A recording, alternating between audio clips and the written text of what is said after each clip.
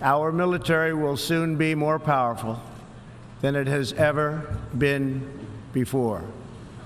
In other words, the United States is stronger, safer, and a richer country than it was when I assumed office less than 2 years ago.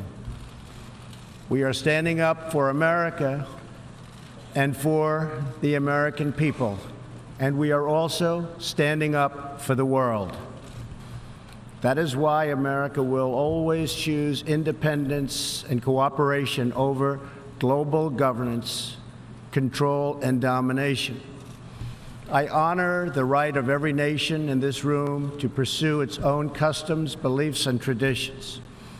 The United States will not tell you how to live or work or worship. We only ask that you honor our sovereignty in return. We believe that trade must be fair and reciprocal. The United States will not be taken advantage of any longer. For decades, the United States opened its economy, the largest by far on earth, with few conditions. We allowed foreign goods from all over the world to flow freely across our borders. Yet, other countries did not grant us fair and reciprocal access to their markets in return. Even worse, some countries abused their openness to dump their products, subsidize their goods, target our industries, and manipulate their currencies to gain unfair advantage over our country. As a result, our trade deficit ballooned to nearly $800 billion a year. For this reason, we are systematically renegotiating broken and bad trade deals. The United States lost over 3 million manufacturing jobs, nearly a quarter of all steel jobs, and 60,000 factories after China joined the WTO.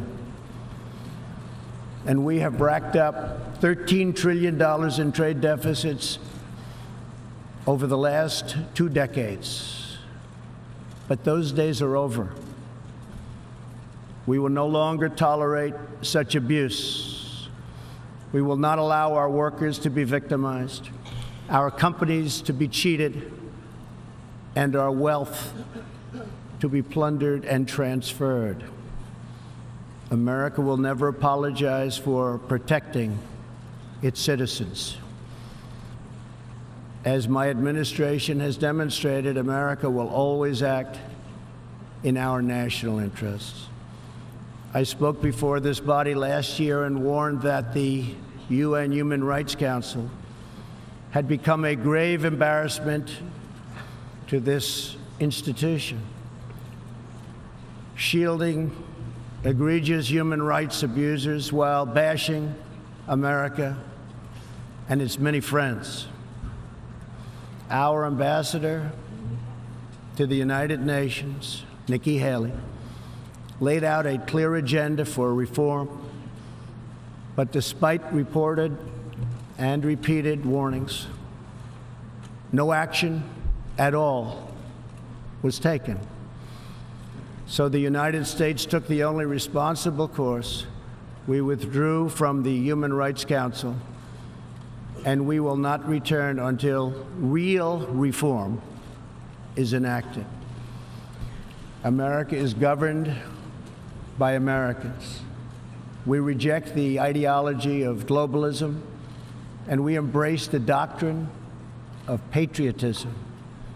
Around the world, responsible nations must defend against threats to sovereignty, not just from global governments, but also from other new forms of coercion and domination. In America, we believe strongly in energy security for ourselves and for our allies. We have become the largest energy producer anywhere on the face of the earth. The United States stands ready to export our abundant, affordable supply of oil, clean coal and natural gas. OPEC and OPEC nations are, as usual, ripping off the rest of the world. And I don't like it. Nobody should like it.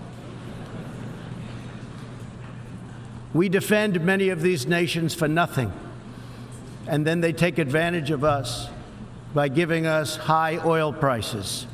Not good. We want them to stop raising prices.